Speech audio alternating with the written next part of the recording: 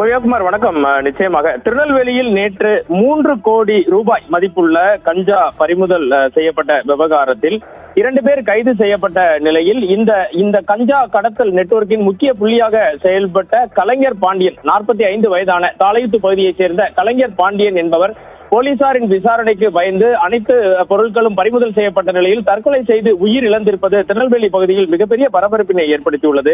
இது குறித்த விவரங்களை சேகரித்த போது நேற்று ஆந்திராவில் இருந்து திருநெல்வேலிக்கு கடத்தி வரப்பட்ட 3 கோடி மதிப்பிலான 220 கிலோ கஞ்சாவை போலீசார் பறிமுதல் செய்தனர்.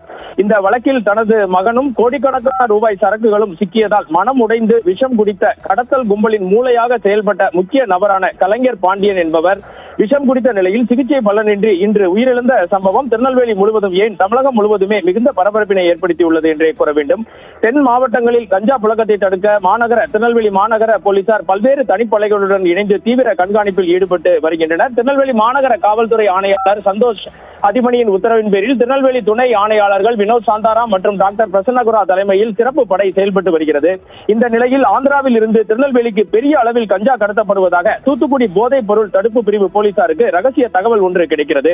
இதனை அடுத்து போலீசார் நேற்று முன்தினம் இரவு நெல்லையில் மதுரை 4 வழி சாலையில் உள்ள பாளையங்கோட்டை பொட்டல் விளக்கு பகுதியில் வாகன சோதனையில் ஈடுபட்டிருந்தனர். அப்போது சந்தேகத்திற்கு இடமாக வந்த ஒரு லோடு மினி வேனையும் அதன் பின்னால் வந்த காரையும் மறிக்கின்றனர். வேன் நின்ற நிலையில் இந்த காரானது நிற்காமல் மின்னல் வேகத்தில் தப்பி செல்கிறது. லோடு வேனை சோதனையிட்ட போது 40 பார்சல்களில் சுமார் 80 கிலோ கஞ்சா பதுக்கி வைக்கப்பட்டிருந்தது கண்டுபிடிக்கப்பட்டது. அந்த வேனை ஓட்டி வந்த தாளையூத்தை சேர்ந்த 26 வயதான நிதிஷ்குமார் என்பவரை பிடித்த போலீசார் வேன் மற்றும் கஞ்சாவை பறிமுதல் செய்தனர். இதற்கிடையில் தச்சநல்லூர் பகுதியில் ரோந்து பணியில் ஈடுபட்டிருந்த ஆய்வாளர் சுந்தரி தலைமையிலான போலீசார் கரையிருப்பு பகுதியில் நீண்ட நேரமாக கேட்பாரற்று ஒரு கேரள பதிவெண் கொண்ட கார் நிற்பதை பார்த்து அதனை சோதனையிட்டனர். காரின் கண்ணாடியை உடைத்து பார்த்தபோது அதில் 70 பார்சல்களில் 140 கிலோ கஞ்சா இருந்தது தெரிய வருகிறது.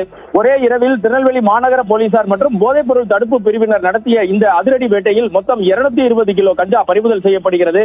இதன் மதிப்பு சுமார் 3 கோடி இருக்கும் என தெரிவிக்கப்பட்டுள்ளது. இது தொடர்பாக நிதிஷ்குமார் மற்றும் கங்கை கொண்டானை சேர்ந்த 25 வயதான சுரேஷ்குமார் ஆகியோர் கைது செய்யப்பட்டுள்ளனர். இதன் பின்னணியில் போலீசார் நடத்திய தீவிர விசாரணையில் இந்த கடத்தல் சாம்ராஜ்யத்தின் மூளையாக செயல்பட்டவர் தற்போது கைதாகியுள்ள சுரேஷ்குமாரின் தந்தை 45 வயதான கலைஞர் பாண்டியன் என்பது தெரிய வருகிறது. திருநெல்வேலி தாளையூத்து ராம்நகரில் வசித்து வந்த இவர் ஆரம்பத்தில் அரிசி கடத்தலில் ஈடுபட்டு பின்னர் கஞ்சா வியாபாரமும் செய்துள்ளார்.